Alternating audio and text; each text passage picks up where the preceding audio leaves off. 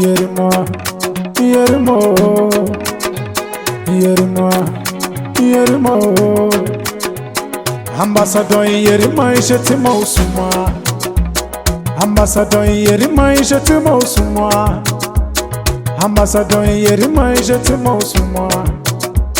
Ambassador Yerima Shetima Usuma. Yerimo, Yerima Nawe. Yerime, Yerima Nawe. Kaduna Central Yesu, Yerima Nawe. Kaduna Central Gobe, Yerima Nawe. Senator Kaduna Central Nawe. Senator Kaduna Central Nawe. Kaduna Central Zontuma Nawe. Ambassador Yerima Shetima Usuma. Ambassador Yerima Shetima Usuma. Mawuti Kapwa City Unawe. Mr. Promise I'm fulfilling Nawe. Tokandu Nara Yerima Unawe. Oh, Ashaya Leleina Hele Wansa Inare Ya Leleina Hele Wansa. Ambassador Yerima Shetima Usuma ya Leleina Mingo ya Leleina Hele Wasaina. Ambassador Yerima Shetima wa Leleina Mingo ya Leleina Usuma Hele Wasaina. Jongorozo wajume Utwa Leleina Mingo ya Leleina Hele Wasaina. Yerima namiji duni heyo Utwa Leleina Mingo ya Leleina. Aweti sene tondabe Utwa Leleina Mingo ya Leleina Hele Wasaina. Aweti sene to Kaduna Central Leleina Mingo ya Leleina. Zontu Hele Wasaina. Yekomi Kaduna Central Senator Leleina Mingo ya Leleina. Zontu Hele Wasaina. Aske italaka Yerima wa Leleina Mingo ya Leleina. Yerima Malaika talo chajume ile azawina Mingo ya Leleina Hele Wasaina. People's choice yoanjume ile azawina Mingo ya Leleina Hele Wasaina. Damata za damata shutwa Leleina Mingo ya Leleina Hele Wasaina. Aske talaka Yerima Leleina Hilo ya Leleina Hele Wasaina. Malaika talouchi elazawina Mingo ya Leleina Hele Wasaina. Yekomi Kaduna Central Senator Ajume ya Leleina Hele Wasaina. Awati Senator Kaduna Central Leleina Yerima ya Leleina. Jeru Hele Wasaina. Jeru Lagos ile azawina Mingo ya Leleina Hele Wasaina. Fatana le ere Yerimo Ajume ya Leleina Hele Wasaina. Namiji dunia Yerimondo Ajume ya Leleina. Zontu Hele Wasaina. Kaduna Central Aweti Senator Nawe ya Leleina Hele Wasaina. 2027 Yerima Senator ya Leleina Hele Wasaina. Asha Yerima Leleina Hele Wasaina Mingo ya Leleina Hele Wasaina. Mekyuta kama bia baishi Hele Wasaina Mingo ya Leleina Hele Wasaina. My faring ania unara Yerima Shetima Usuma ya Leleina Usuma Hele Wasaina. Asha Yerima Leleina Hele Wasaina re ya Leleina Hele Wasaina. Ambassador Yerima Yerima Shetima Shetima Usuma. Fatangale eri Yerima. Fatan Mansara Yerima. Metubu Jema Yerima. the choice of the people yeriwa, the face of umop yeriwa, yeriwa shetiwa, shetima usuwa, Jerumale ngosi yeriwa, ikome Kaduna Senator yeriwa, Kaduna Central zuntu yeriwa, yerimo yeriwa, yerimo yeriwa, yaleleina elewa sayina, upansani gobana Kaduna utwa leleina mingo, yaleleina elewa sayina, upansani tazerichi utwa leleina mingo, yaleleina subiu elewa sayina, upansani subiu utwa leleina mingo, yaleleina elewa sayina, ubasani gobana Kaduna utwa leleina mingo, yaleleina ubasani elewa sayina, subiu baramugwa upansana leleina mingo, yaleleina ubasani elewa sayina, tazerichi ubasani utwa leleina mingo, yaleleina elewa sayina, yeriman tare da kai dare bisa dare, yaleleina elewa sayina, hasuwaju bala mai titinumu, yaleleina elewa sayina, hasuwaju bala mai titinumu, yaleleina elewa sayina, jisinne fungaro tinuba leleina mingo, yaleleina presidenti elewa sayina, hasuwaju bala mai titinubu twa leleina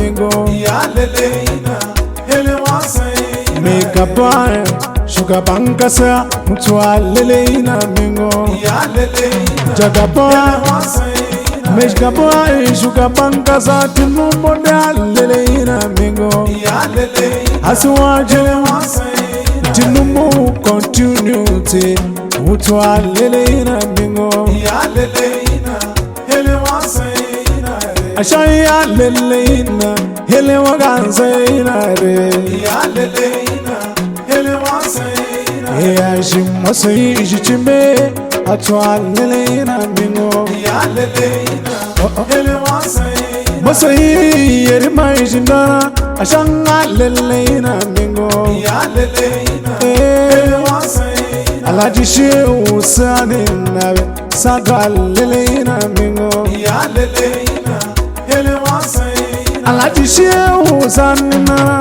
sado twa leleina mingo, yaleleina sado elewa sayina, Chiama capacity movement utwa leleina mingo, yaleleina oh elewa sayina, dokito Bashiru ndawo Bashiru leleina mingo, yaleleina Bashiru elewa sayina, Bashiru morna Muhammadu leleina yejo, yaleleina elewa sayina, nagaira donje leleina mingo, yaleleina donje elewa sayina, inangaji ya Mariamu mashallah leleina mingo, yaleleina ajiyo elewa sayina, ajiya Mariamu jume mashallah leleina yejo, yaleleina elewa sayina, Abdul Hakimu nawo Hakimu leleina mingo, yaleleina elewa sayina, nagaira ngaminu moya leleina mingo, yaleleina moye elewa sayina, yabo wa leleina elewa zoina mingo, yaleleina yabo elewa sayina, zara disani ngonandabe utwa leleina mingo, yaleleina elewa sayina, zara disani ona nda ucha leleina mingo, yaleleina elewa sayina, dokito onoja nabe onoja leleina mingo, yaleleina elewa sayina, engineer Dauda nawo Dauda leleina mingo, yaleleina oh elewa sayina, nagaida oga Zax leleina mingo, yaleleina lelena, hele wasaina. Ibrahim Amadu alelena mingo. Ya lelena, Ibrahim Sarki Aji Ibrahim Amadu alelena mingo. ya lelena, Ibrahim Hejina dalu barika yamachira Amadu alelena mingo. ya lelena, Oh hele wasaina. Abdullahi Ngargungu Tutu alelena mingo. Ya lelena, hele wasaina. Rabiu Garuba Garuba alelena mingo. Ya lelena, Oh hele wasaina. Isaiah Benjamin Dabe Utu alelena mingo. Ya lelena, Oh hele wasaina. Nageira Ngameni Asa alelena mingo. Ya lelena, Alengasa hele wasaina. Hamedin alengasa Muludi alelena mingo. Ya lelena, Oh hele wasaina. Ina indigen Abudu Baba Ibeji Ya lelena, hele wasaina. Sajiru Mornana Moralelena mingo. Ya lelena, Oh hele wasaina. Professor Kalmax Nabe Utu alelena mingo. Ya lelena, hele wasaina. Nageira Ngabwa Habalelena mingo. Ya lelena, hele wasaina. Mustafa Dan Saudia Mustafa alelena mingo. Ya lelena, Oh hele wasaina. Ina Khadija capacity wantume. Ya lelena, Capacity hele wasaina. Ina Malikisu Jimbi alelena mingo. Ya lelena, Malikisu hele wasaina. Asma wonga dunga ni ungana Utu alelena mingo. Ya lelena, Asma hele wasaina. Abubakari Odalin Nabe Odalalelena mingo. Ya lelena, Oh hele wasaina. Again 19 umuru Moralelena mingo. Ya lelena, Oh hele wasaina. Inan Abubakari Abdullahi Ya lelena, hele wasaina. Abubakari Abdullahi Utalelena mingo. Ya lelena, hele wasaina. Ayo alepele Ayo alelena mingo. Ya lelena, hele wasaina. Ashai alelena Hele magazaina re. Ya lelena, hele wasaina. Ibrahim Alasandabe Utu alelena mingo. Ya lelena, hele wasaina. Nagaina Ibrahim Esboy alelena mingo. Ya lelena, hele wasaina. Ibrahim Koko Madaunana Elazo ina mingo. Ibrahim wa Koko Komanda. Ibrahim wa Koko Komanda. Engineer Abdurrashid Chimbe. Engineer Abdurrashid Nabe. Mubaraki Ler Nabe. Mubaraki Ler Chimbiani. Mejo Nabo Nura Laotuwe. Mejo Nura Laonabe. Zakari Wapunjida Kaduno Minabe. Hebo Yerimabo Ambassador Yeriwa Yerimo Shetuma Usuma Ekomise Neto Kaduna Centura Zontu Kaduna Centura Zontu 2027 Sayeriwa 2027 Sayeriwa